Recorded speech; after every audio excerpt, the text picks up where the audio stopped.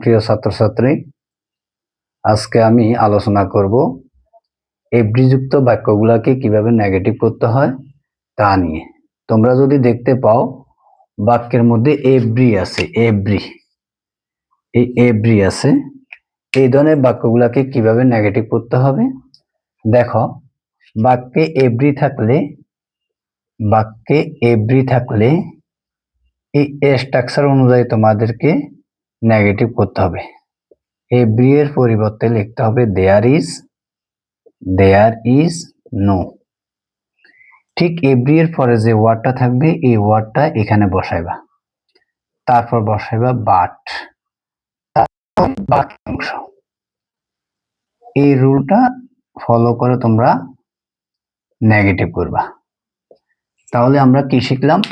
কোনো বাক্যে এভরি যদি থাকে, এভরি এর পরিবর্তে নেগেটিভ করার সময় দেয়ার ইজ নো, এভরির পরে যে ওয়ার্ডটা থাকবে এই ওয়ার্ডটা এই গ্যাপের মধ্যে বসাবো আমরা, তারপর আমরা বাট বসাবো, তারপর বাকি অংশ। এটা আরেকটা নিয়মে করা যাবে। এভরি এর পরিবর্তে আমরা নো লিখবো, এভরির সাথে যে ওয়ার্ডটা এই ওয়ার্ডটা বসাবো, তারপর এই বাকি যে অংশ আছে ওই অংশের মধ্যে একটা অ্যাফার্মেটিভ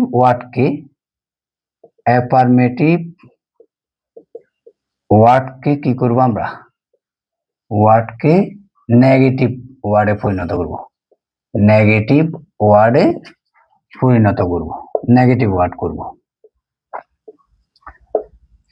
দেখো, আমরা এই দুইটা নিয়মে করব, আরো একটা নিয়ম আছে, এটা আমি আলোচনা করতেছি না। তাহলে এভরি যদি থাকে আমরা কি লিখবো? এভরি এর পরিবর্তে আমরা লিখবো দেয়ার ইজ নো। তো এভরি এর সাথে যে ওয়ার্ডটা আছে এই ওয়ার্ডটা বসাবো টিচার, তারপর কি বসাবো? বাট, তারপর বাকি অংশ লাইকস দা স্টুডেন্টস। অর আমরা এই নিয়মে করতে পারবো। প্রথমে নো লিখবো, এভরি এর পরিবর্তে আমরা নো লিখবো, তারপর এভরি এর পরে যে ওয়ার্ডটা আছে এই ওয়ার্ডটা লিখবো, তারপর আমরা কি লিখবো? এইখানে এই লাইকস এর পরিবর্তে আমরা বিপরীত ওয়ার্ড লিখবো হেটস, অথবা আমরা এটা ডিসলাইকস লিখতে পারবো। অর্থাৎ হেটস লিখলে হবে, ডিসলাইকস লিখলে হবে। তারপর দ্য স্টুডেন্টস।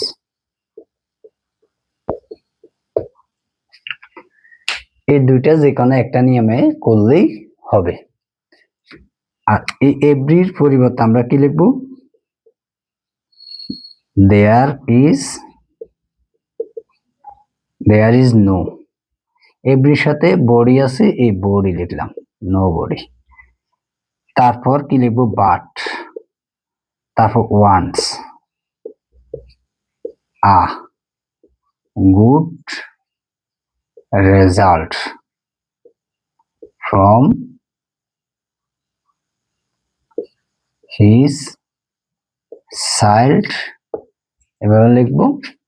আর যদি আমরা নো দিয়ে করি তাহলে nobody wants a bad result from his child. অর্থাৎ যে কোনো একটা ওয়ার্ডকে বিপরীত করলে হবে।